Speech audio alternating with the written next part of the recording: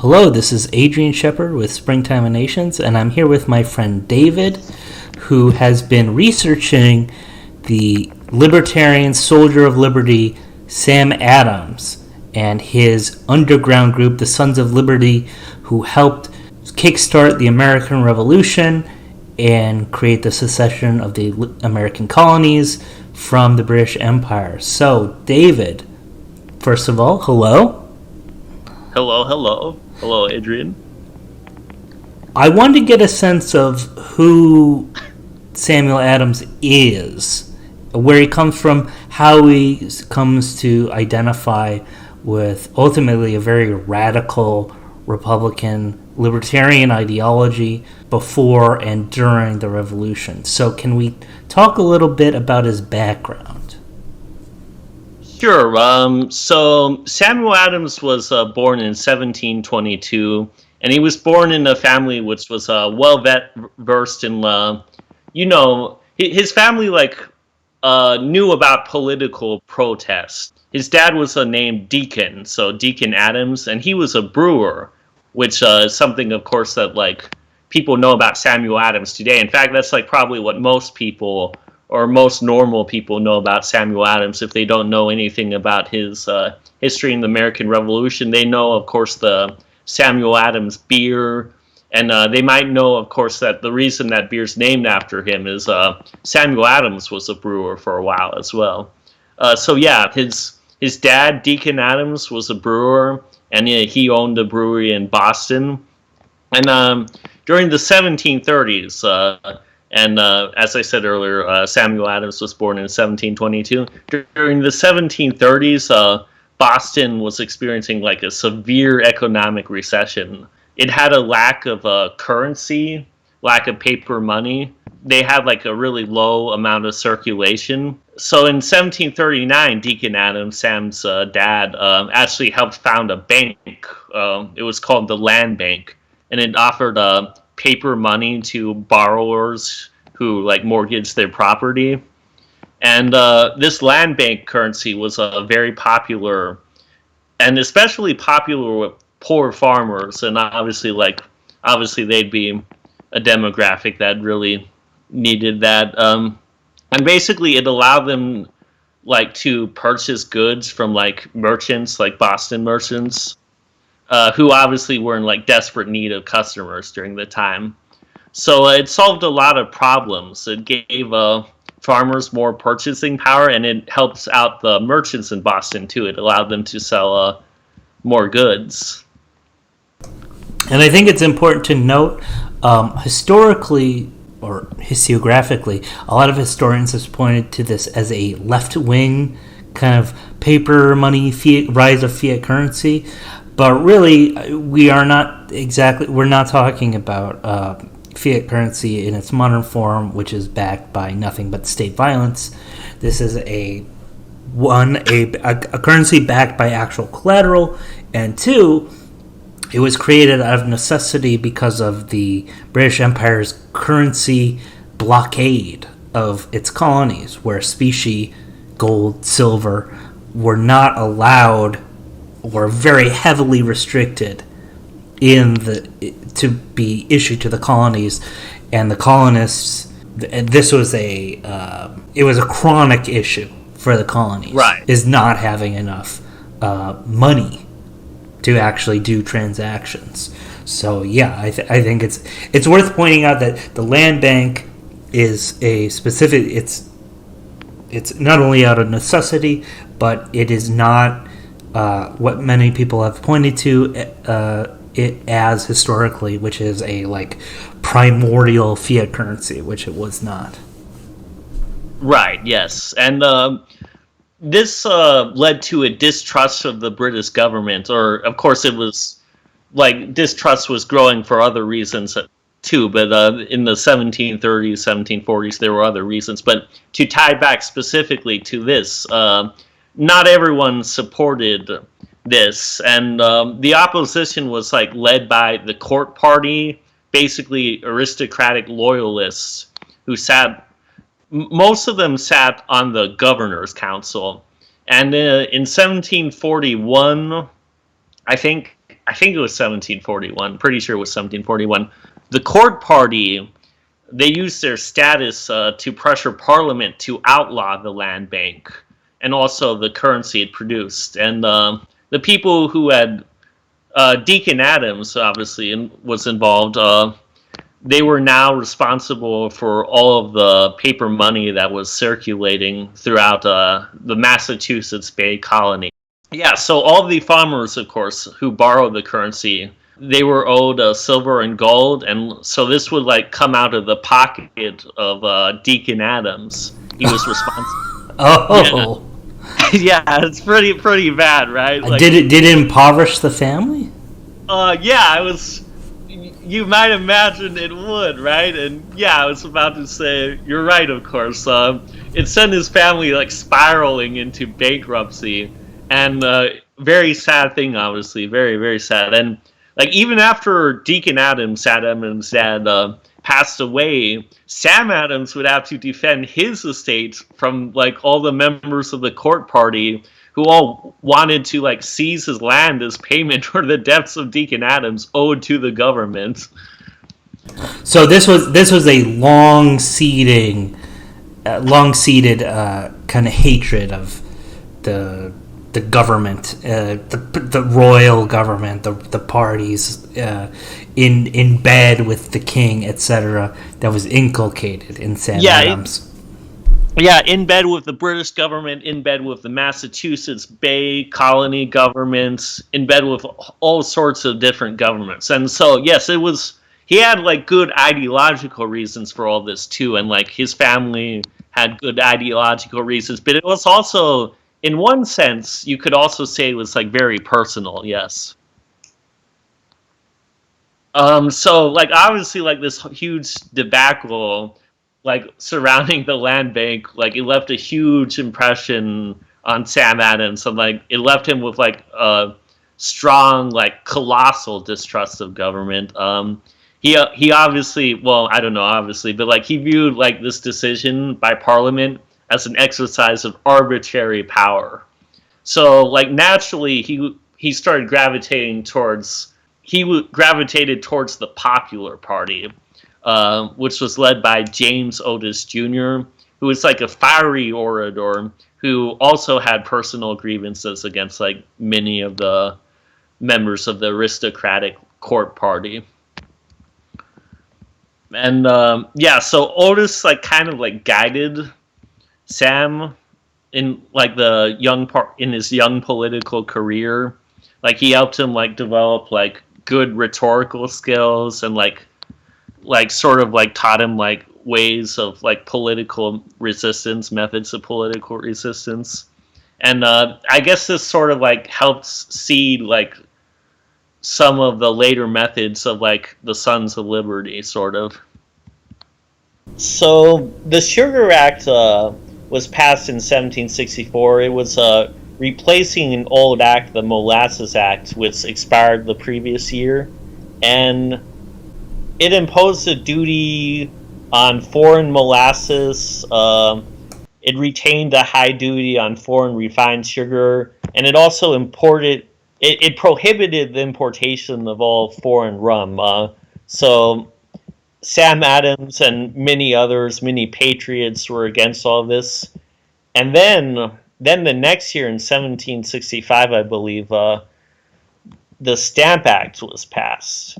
And this was the first, I believe it was the first direct tax on the British colonies in America. And it required printed materials be produced on stamped paper produced in London. And obviously this was this drew the ire of like many intellectuals and many important people. In fact, like in some ways it's kind of like the worst sort of tax you could impose on people, because it would like make angry like the like people who would be most prone to revolt, or being able, or leaders or intellectuals who would be able to lead a revolt. And this like resulted in Sam Adams and 8 others, the Loyal Nine, to basically start a group. They met in secret to like plan protests against the Stamp Act in 1765. A lot of like middle class businessmen and also wealthier people. And basically what they did is pretty funny. John Hancock, who was a wealthy merchant who supported Sam Adams and many others, basically he sort of funded like lower class mobs who were like prone to rioting and prone to doing crazy things, to basically like start a riot near the Liberty Tree. And this was important because the Liberty Tree was an important meeting place, and this was sort of the start of it being an important meeting places for patriots and later the Sons of Liberty specifically.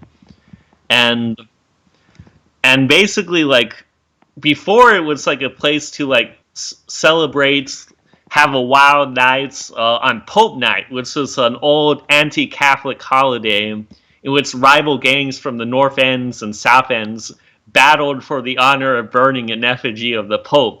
But after this, it just became like a meeting of like pro-patriot, pro-independence, pro-American sort of gangs. And the sentiment, from what I can tell, basically it's the same thing, right? Especially in light of for example, the Quebec Act. Oh yeah, that this was a fight against crypto-Catholicism and Eastern continental despotism, this whole thing. But that aside.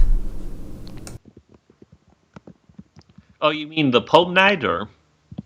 Well, I mean the whole big ideology is definitely anti-Catholic in some ways, at least at this period of time. Oh yeah. Some of it for sure, yes.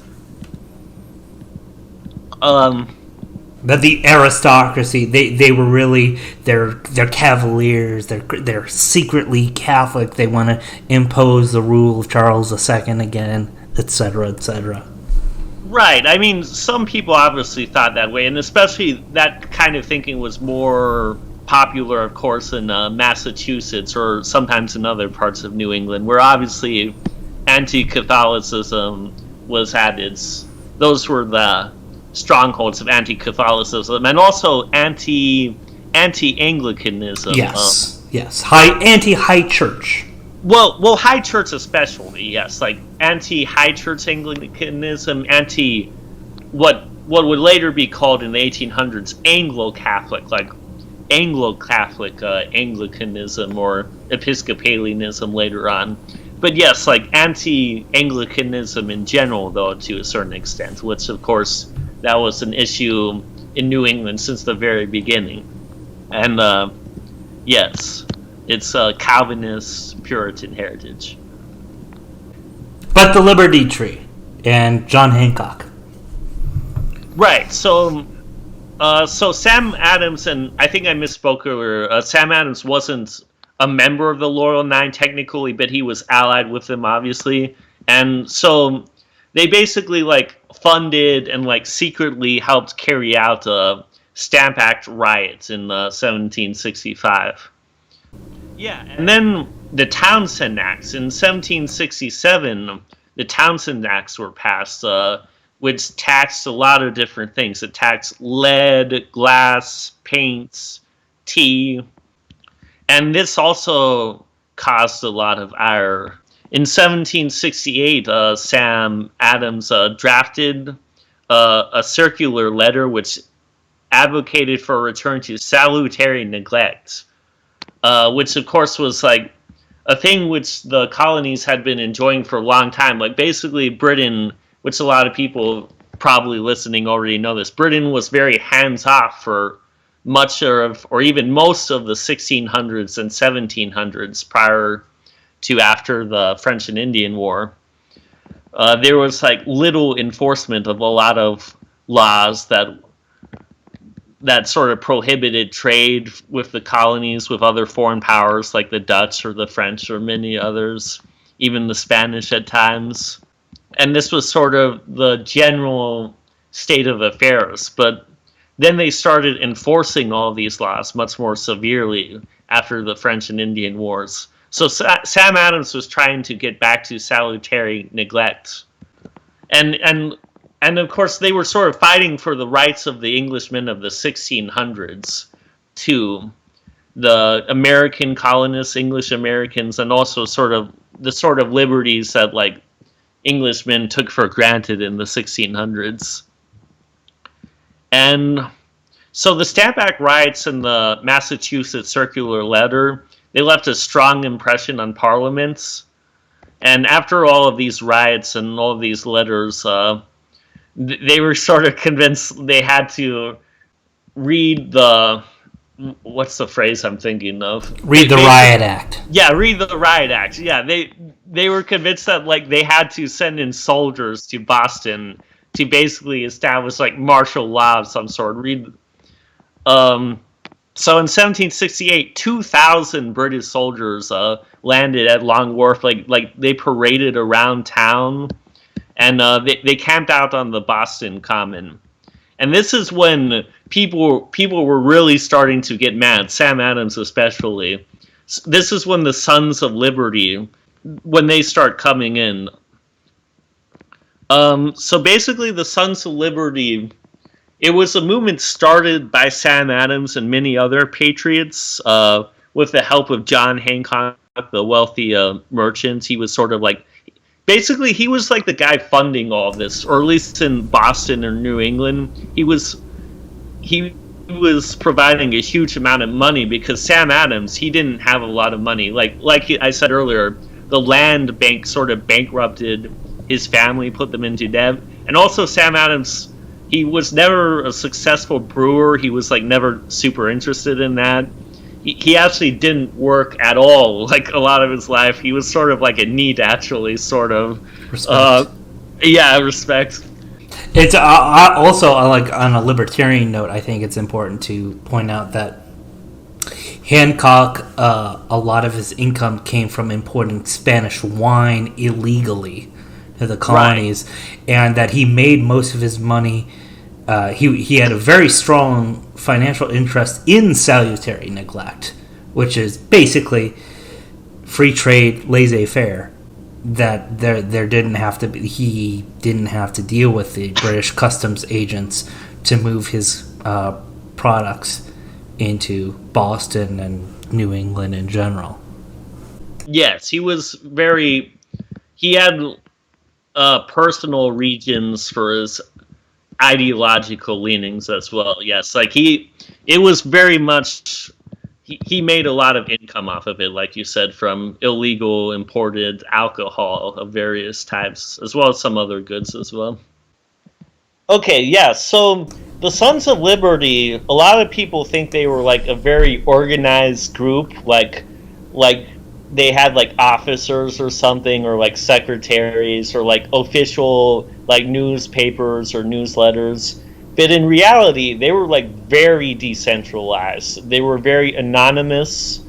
They weren't organized very tightly. In fact, they really like had almost, in some ways, like they almost had no relation to each other at all. Like there's probably a little bit of communication, perhaps, but really, like the Sons of Liberty in Virginia was almost an entirely different organization. Really, it was an entirely different organization than the Sons of Liberty in Massachusetts, where it began.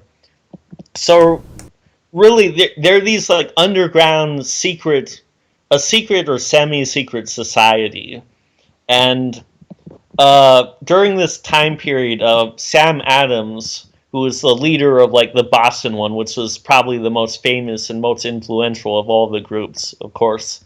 Son Adams and the other leading members of the Sons of Liberty, they were publicizing accounts of like the soldiers' brutality towards the citizens of Boston in particular.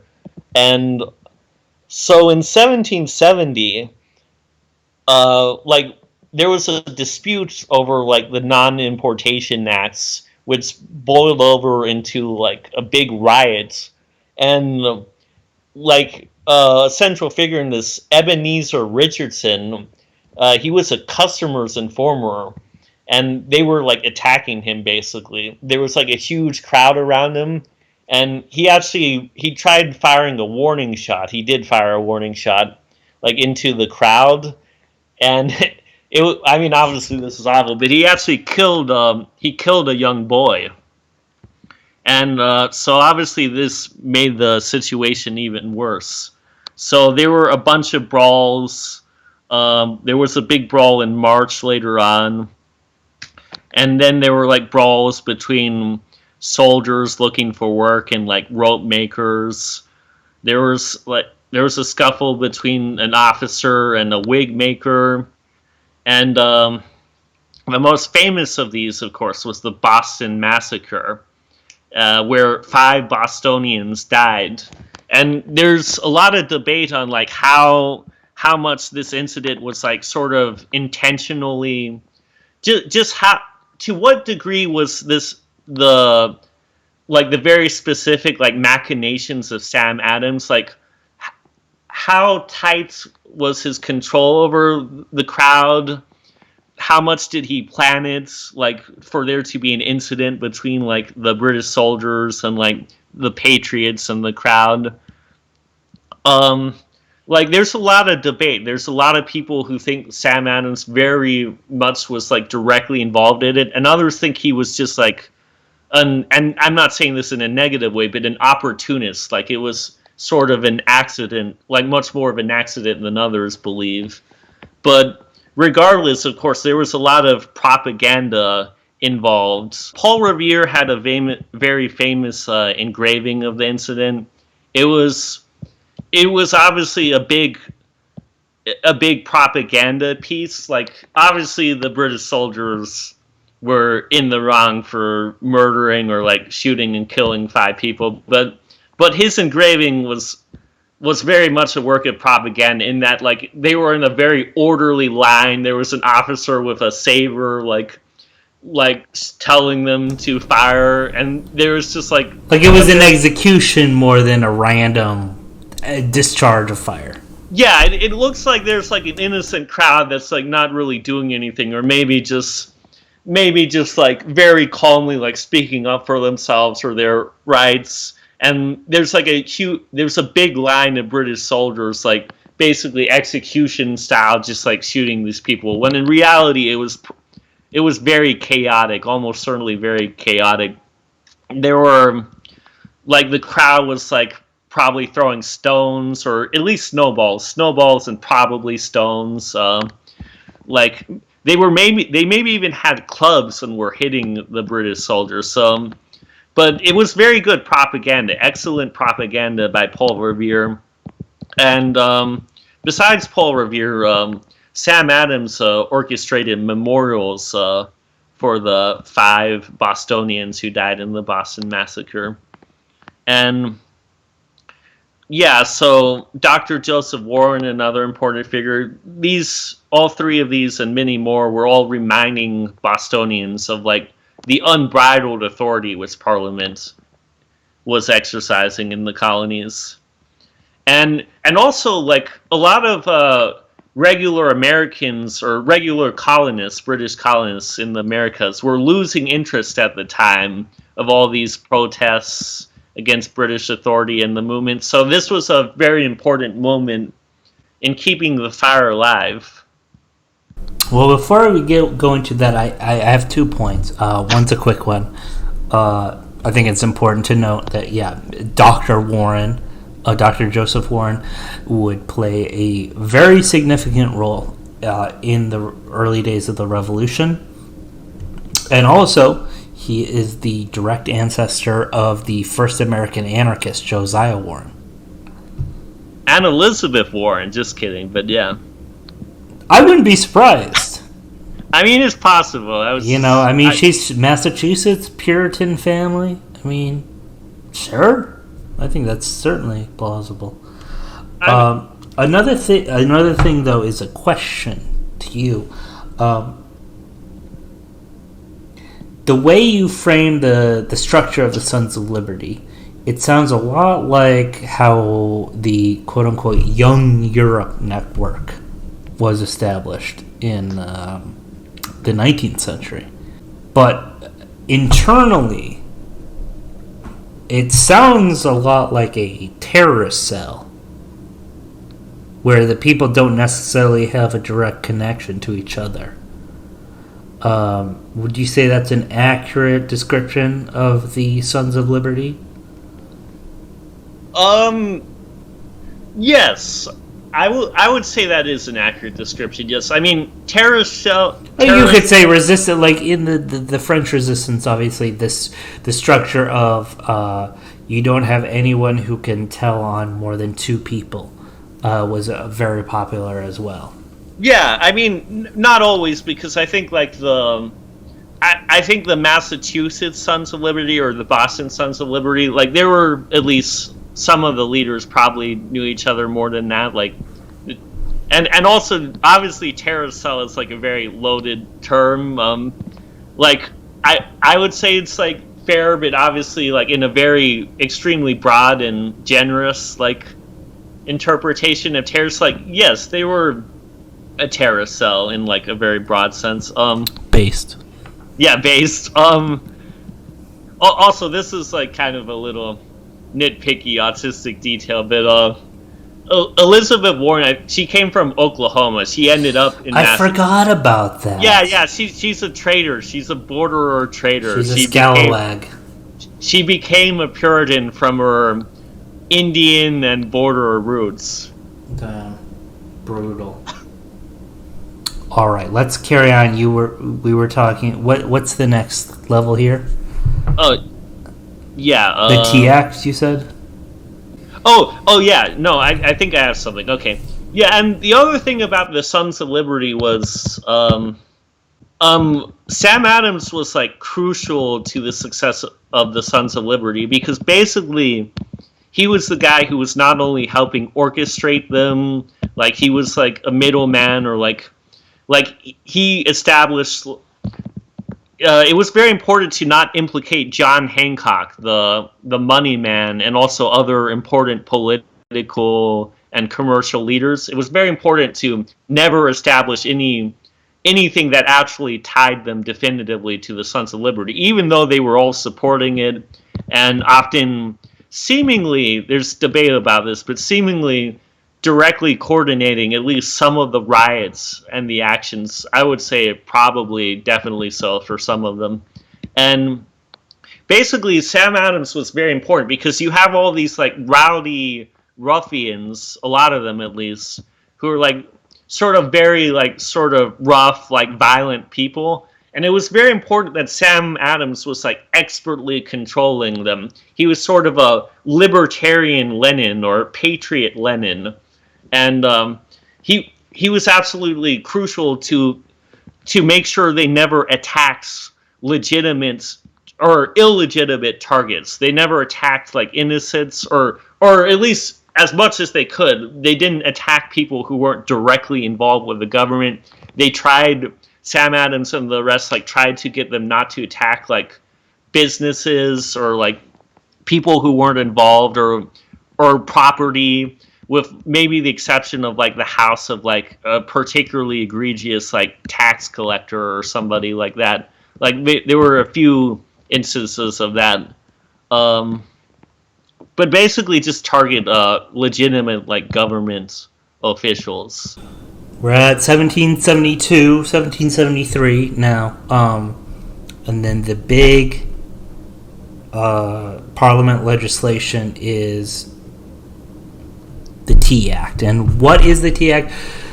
And I think it's important for libertarians to understand this, because a lot of people say things like, oh, this was actually destroying private property, this was not a libertarian act, it was like a mob action that like had no justification. So let's talk about the Tea Act, and let's talk about the Boston Tea Party. The Tea Act was passed in 1773. It was an act of Parliament, and it was another one of these acts that was basically made in order to shore up the authority of the British government, the British Parliament, and their right to interfere in the American colonies, the British American colonies. And basically it was an act that was passed in order to help out the British East India Company It was having a lot of problems at the times. It was like very much in the red financially. It was made in order to help it survive. So it was sort of made to subsidize. It was subsidizing the British East India Company, and it was also trying to undercut the price of illegal tea, which was yet another good that was being smuggled into British North America.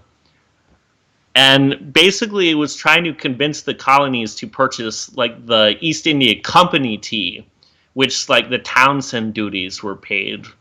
And this was like another way to like implicitly get them to agree to Parliament's right of taxation, which of course, or the Sons of Liberty and Patriots were all arguing was like illegitimate because of the famous phrase "no taxation without representation."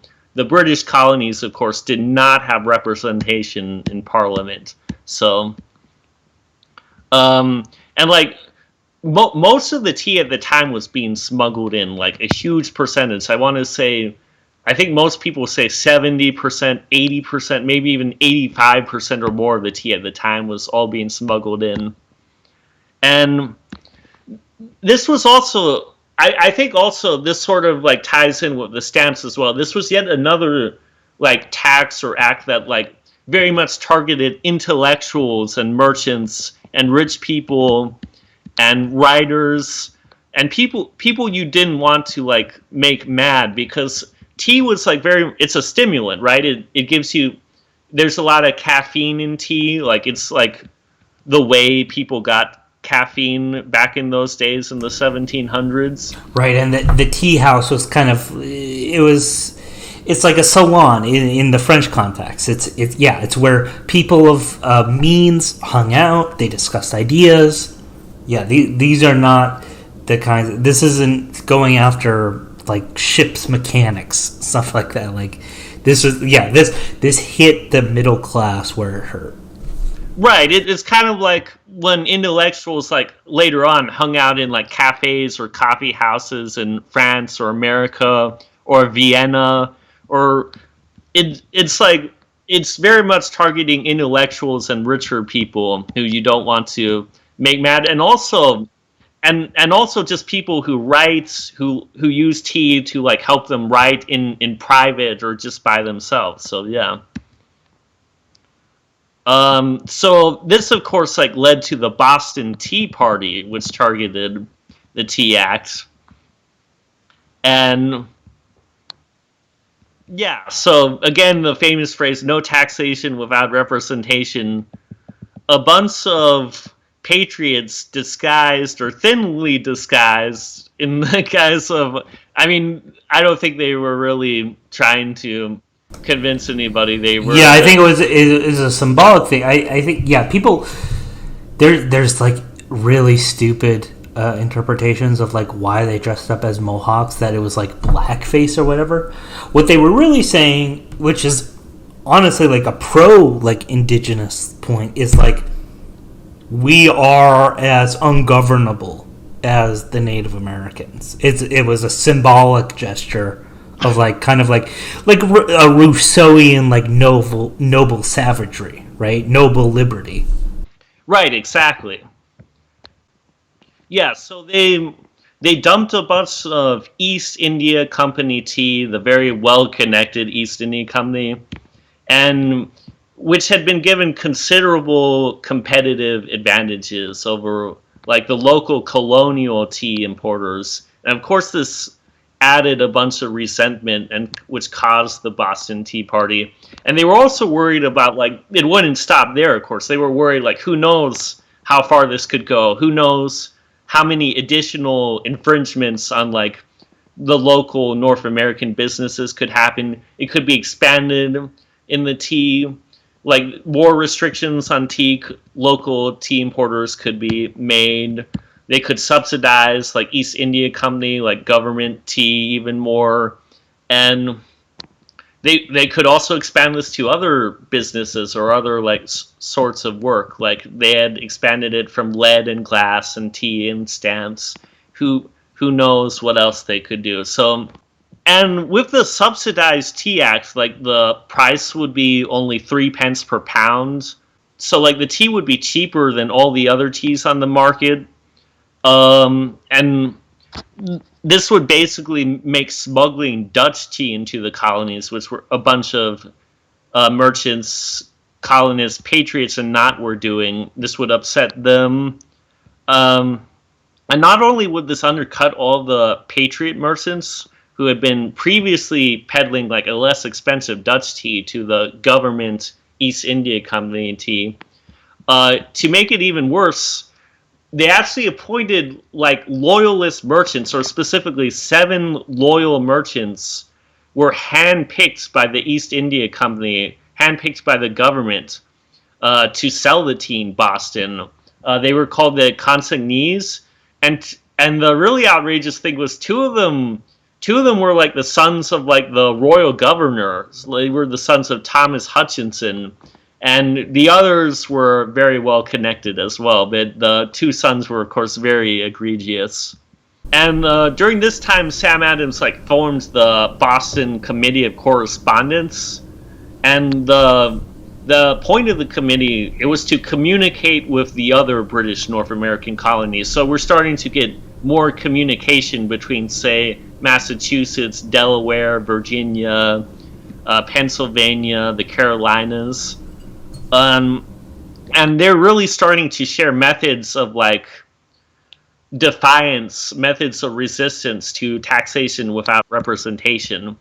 So like Adams in October that year, he drafts a letter to the other colonies, and like it's basically saying that like all the colonies will be, should be, and will be united in their resistance to Parliament's efforts to vend or sell the tea in America. And what's interesting, of course, is these were anonymous letters.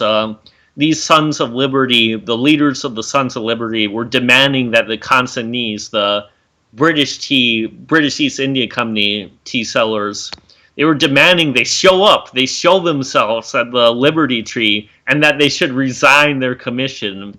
And then, like in November, Sam Adams and a crowd, they all gather at the Liberty Tree to wait the arrival. They're waiting for the arrival of the consignees. But of course, as you would imagine, they have some sense. They're not going. They're wisely staying away.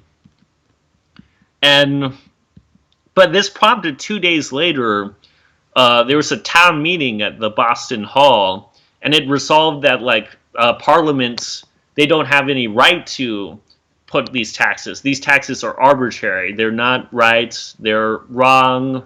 They're morally wrong. They're legally wrong.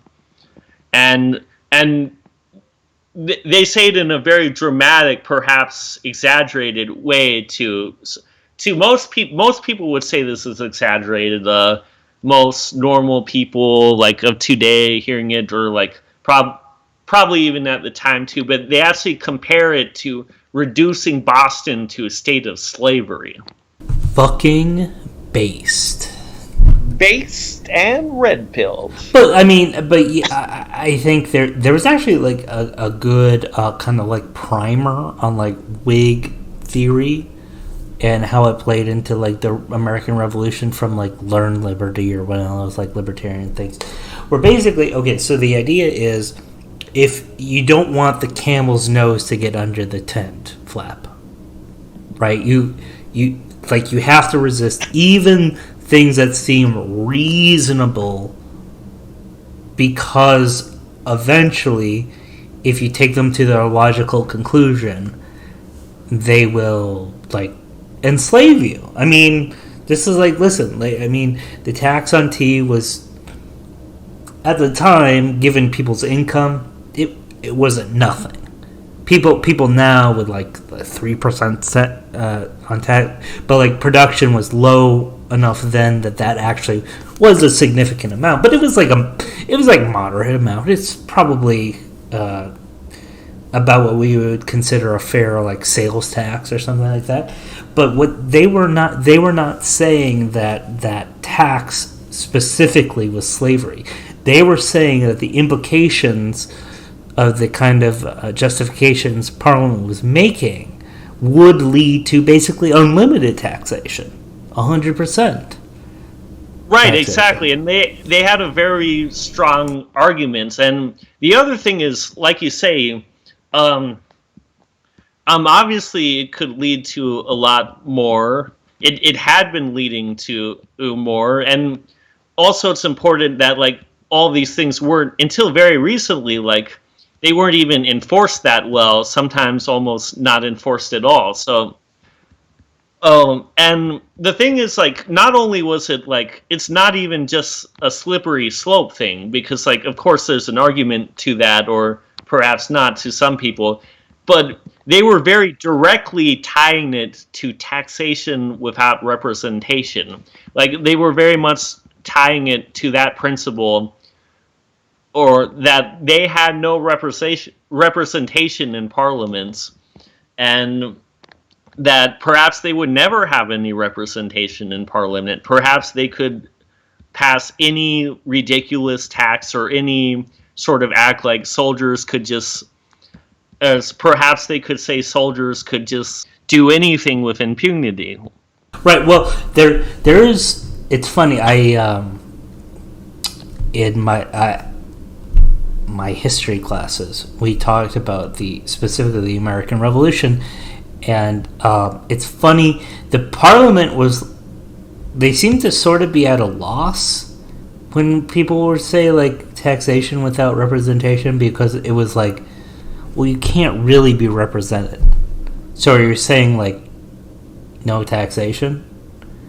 And it's, I mean, I think the colonists basically, I mean, if we take their support for salutary neglect, their extreme reaction even to the opening volleys of, like, the Sugar Act, etc. Like, yeah, they didn't want to be taxed. They don't believe that you can tax them, which is based.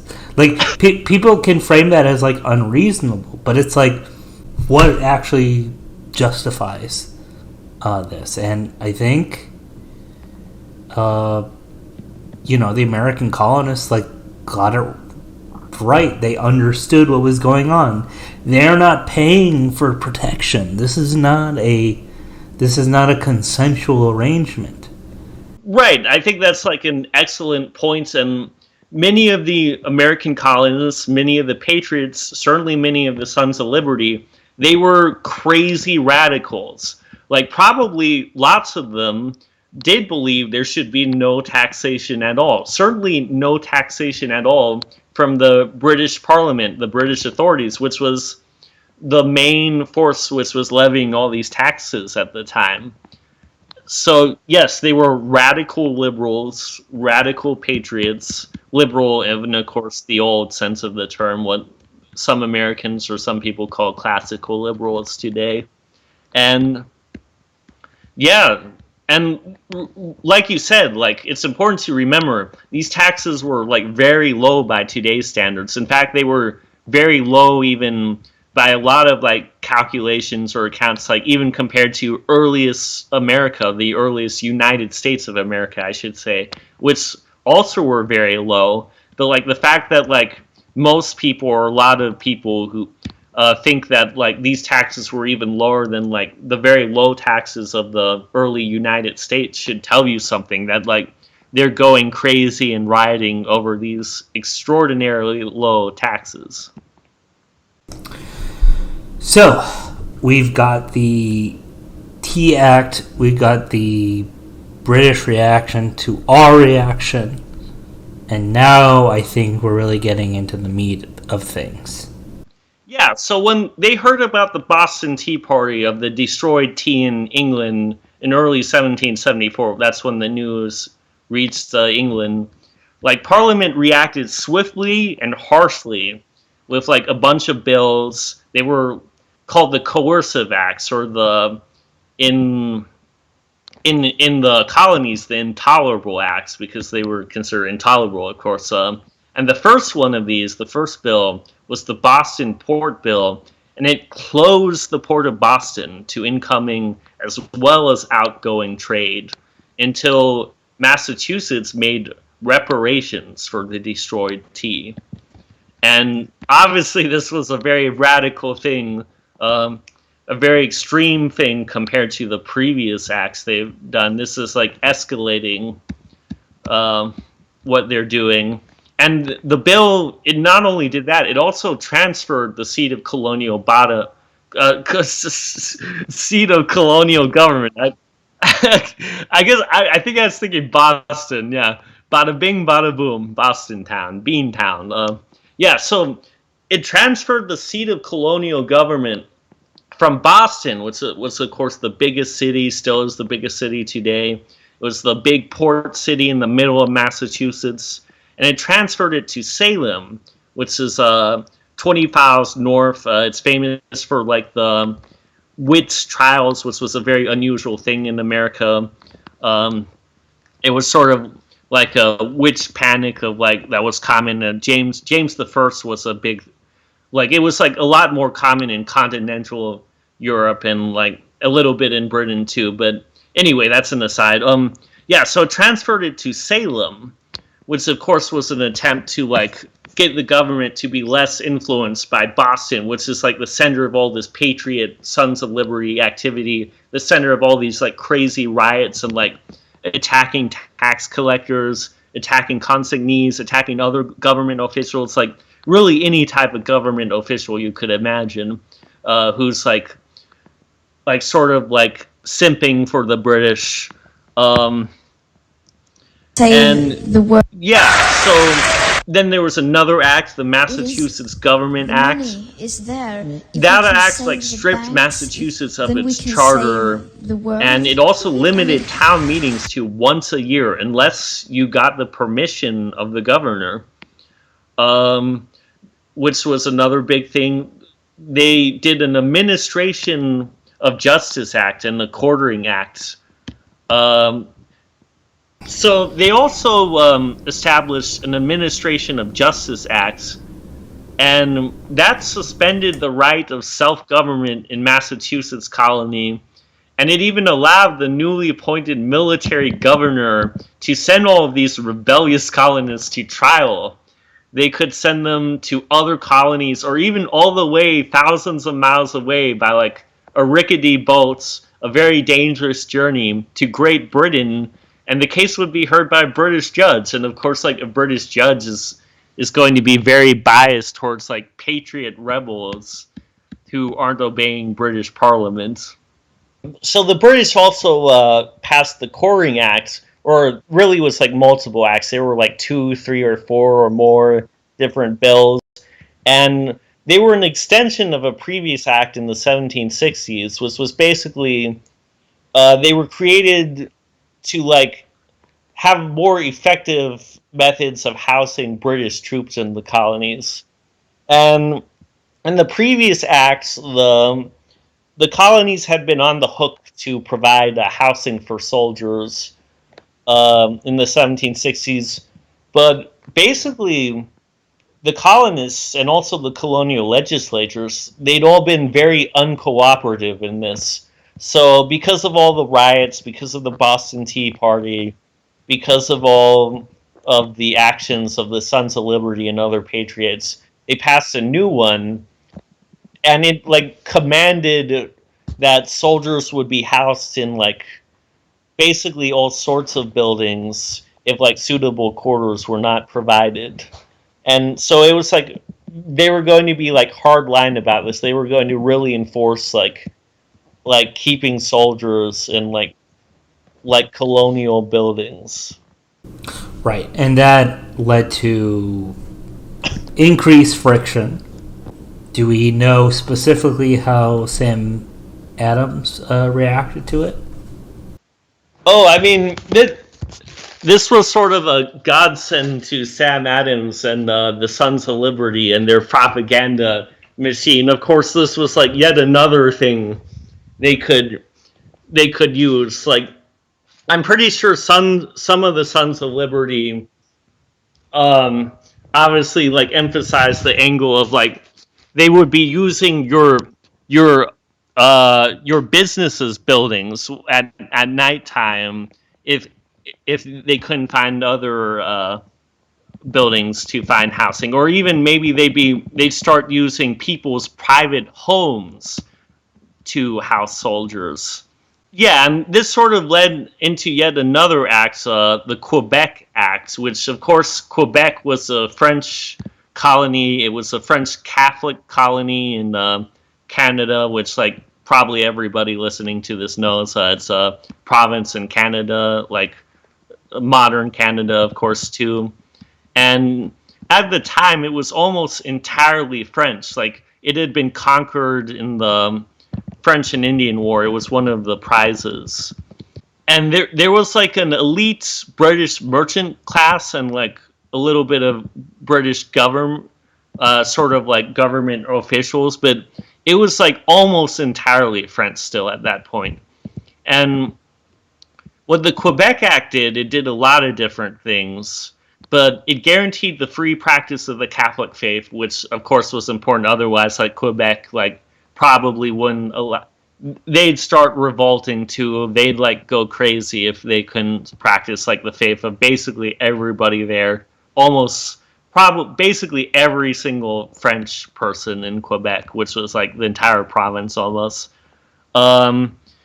It's it restored or like also granted use or specifically permitted and restored and guaranteed that the French civil law would be used for matters of like basically, you know, private law in Quebec. And it also like granted and like maintained that like English common law would be used for public law and like court procedure, criminal prosecution, but for other private law like French civil law would still apply. Like it actually even it restored like the ability for the Catholic Church to impose tithes, so that was a big thing.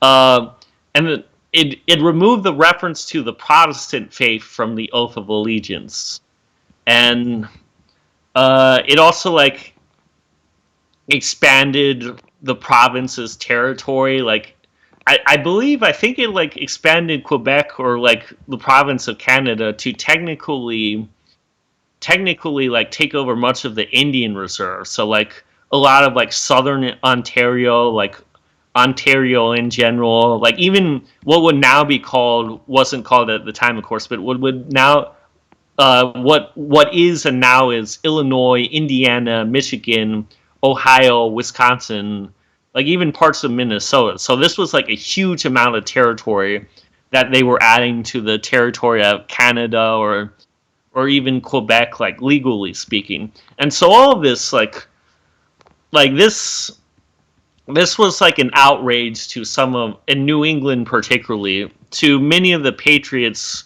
who came from a Calvinist Puritan background. Like this was sort of like going against what they saw as like England's duty to like kind of protect and promote the Protestant faith, and particularly in the American context, the Calvinists sort of generally speaking, like at least like historically very anti-Catholic and often still at the time very anti-Catholic religion of the Calvinists. All of this was applying to like the Ohio country, and like they were giving the Ohio country and Ontario and all these different places to Quebec. So it was like basically establishing a gigantic portion of North America as part of like very thinly populated, which like many colonists would probably assume would become part of like the rest of the British colonies. It would, I mean, a lot of it already was promised to Virginia, New York, Pennsylvania. Like there were all these promises that they would just expand like westward, like infinitely, basically. Like for all they knew, like they would eventually like reach not only the Mississippi River, maybe, but they thought obviously they'd at least get to the Ohio country. Yeah, I think it's worth bringing up the proclamation line and the effects that had in exacerbating the tensions between the colonials and the British. I would say illegitimately gained from like Indians, but that colonists had like fought to take from the French and their Indian allies was now being not they were not being able to enjoy it because the parliament said, no, we care more about Indians than you, or whatever, or at least that was the understanding of the colonists at the time. Right, and to be fair to the British position, and also to sort of argue against people who don't really understand what it actually was at the time, it wasn't really meant to like keep colonists out of there permanently. It was like seen as a very temporary to midterm solution. When it was proclaimed in 1763, after the Treaty of Paris that year, after the British won the French and Indian War, basically the idea was colonial expansion is like happening at a crazy rate, like it's happening way too fast. They're also like expanding into territory where they're getting attacked by like Native Americans, Indians, and like that's not being protected, and also like the British are like protecting the colonists at the time with their soldiers. The soldiers are there, or at least the alleged, or one of the reasons, definitely one of the reasons, but perhaps exaggerated, was to protect them from Native Americans. And basically it's like saying that like don't expand past here for now because we can't protect you out there because we don't have enough troops and it's too thinly populated and it's too big to in order, like we don't have the resources or troops right now to protect you. And also like there was a degree of like concern from the king and others of to protect the rights of Native Americans, at least a little bit, but like that's like greatly exaggerated in today's time. Remember, of course, like Canada, it's not like in Canada, which never became part of the United States. It's not like in Canada, like the Indians were never displaced of their lands there. They got around to displacing their lands there as well. So already colonists were upset about the proclamation land, like not allowing them to settle beyond the Appalachian Mountains, like, or at least, like, yeah, basically they weren't allowed to go west of the Appalachian Mountains, some other waterfalls and other water lines in other areas. And so not only were they temporarily, like to the short to midterm, not allowing them to settle there, now they're giving a huge swath of this territory to Canada, basically like the northern Canada and Quebec. They're giving all this territory to a province that's full of French Catholics who speak French, who aren't English, who have never been part of the British Empire, part of like the British cultural sphere, who have just been conquered, and now they kind of accidentally are, but obviously they don't see themselves as British or English. What is Sam Adams specifically doing in Boston right now to react to that? So during all this time of the coercive acts, the Intolerable Acts, 1774 is where we're at about. I guess like another good thing to talk about would be like the Patriot Vanguard, the Sons of Liberty, these sorts of people, and the Patriots in general, who were for working towards independence, who were supporting the American Revolution, and eventually later on the American Revolutionary War. There was a huge amount of moderates in America. In fact, like the moderates probably made up the majority, or at least a very large percentage of America.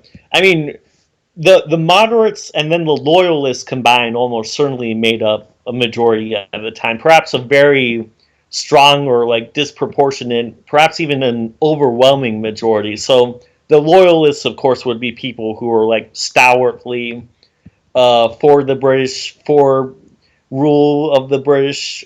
They want to be part of the British Empire and want the royal British governors to continue to rule.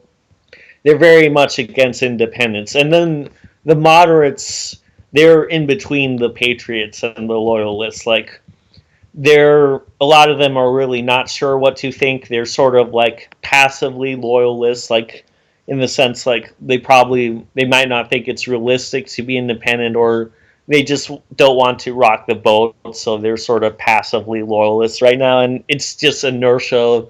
It's what has been the case in the colonies for decades, for or over a century.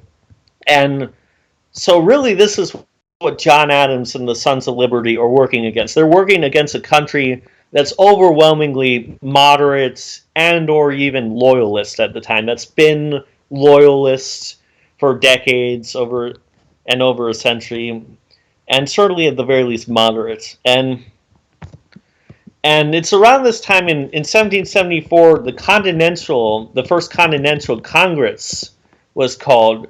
And the thing about the first Continental Congress was that it was really sort of like organized for and by the moderates. It was supposed to be sort of a moderate answer to the crazy, like insane patriots, like radicals, the sons of, like, yeah, the Loyal Nine, later on the Sons of Liberty, Sam Adams, John Hancock, all these, Paul Revere, all these people.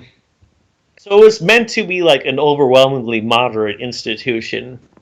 But it speaks to the power and the success of the Patriot movement that they still got the Congress to endorse everything the Patriot wanted in like their boycotts. And it even got them to endorse things beyond what the Patriots initially wanted.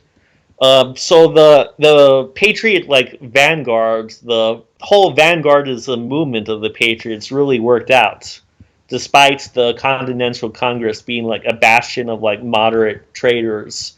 It was held in Philadelphia, which was sort of a disproportionately moderate city at the time, at least, or at least its leadership was. Like, the rich traders of Philadelphia tended to be moderate or even loyalist at times. At the time, of course, in 1774. So the first Continental Congress was like very successful, more successful than like anybody probably thought it would be. Like it got a compact among the colonies. Basically, all of them. Well, all of them. It got all of them to boycott British goods, beginning on the 1st of December, and unless Parliament would rescind all the Intolerable Acts. So obviously, that was a huge achievement that they got every single colony at the Congress to do that. And while this was happening, actually, as a side note, there were actually 51 women in North Carolina who like did their own Tea Party. Actually, interestingly enough, it was also in response to the Tea Acts, and it was like led by a woman named Penelope Baker. Not Baker, I think Penelope Barker. So yeah, this Tea Party in North Carolina, it was the Edenton Tea Party of Edenton, North Carolina. It was organized by a woman, over 50 women, and basically it agreed, like the Boston Tea Party, to not buy any of the British tea, to boycott British tea. And there was also a Philadelphia Tea Party, as a side note, and yeah, and so this agreement that the First Continental Congress to get all the colonies on board, it was like very successful. Over 90% of imports from Britain. There was a decrease of over 90%, even over 95, 97% compared to the previous year.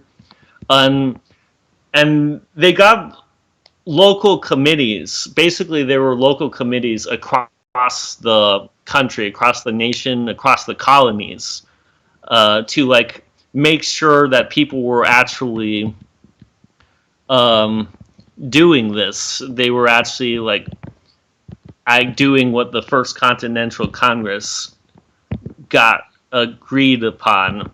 And this is also notable because it was such an advanced tactic. Like, Sam Adams really deserves a lot of credit for thinking of this.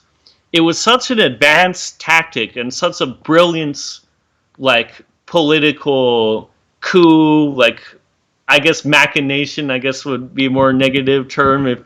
but like such a brilliant like maneuver that the word boycott didn't even exist at the time. I think if I remember correctly, the word boycott was coined like 100 years after this, and I think the first boycott after, like the wide-scale societal national boycott, didn't happen until like 100 years later or something. So it was such an advanced tactic, so ahead of its time. The word for it didn't exist, and it wouldn't happen for decades or over a century later. Right, it was in like the mid 19th century in Ireland, right? That the term boycott was coined. I believe so, yes. And so Sam Adams deserves a lot of credit for this, the Sons of Liberty, like for being so ahead of their time, like having such a, like for a modern term, futuristic view or like futuristic tactic. And the Patriots were working hard on other things.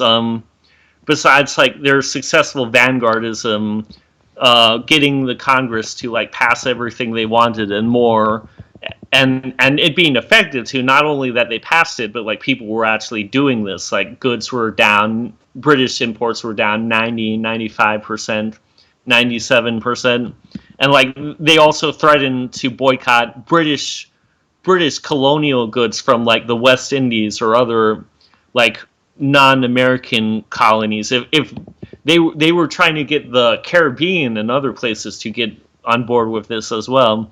And the Patriots, they were doing a lot more. They established a special messaging service between Boston and Philadelphia.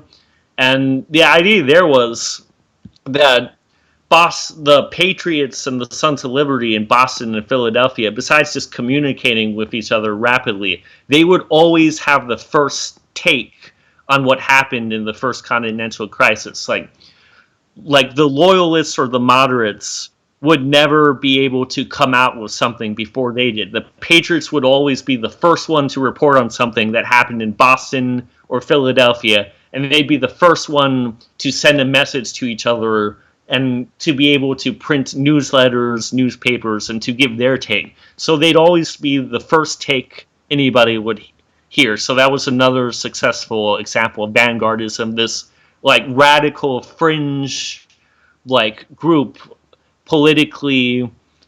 This radical group was like influencing the moderates over to their side to have a pro-patriot view. The fast mail seems like a really important contingent of this.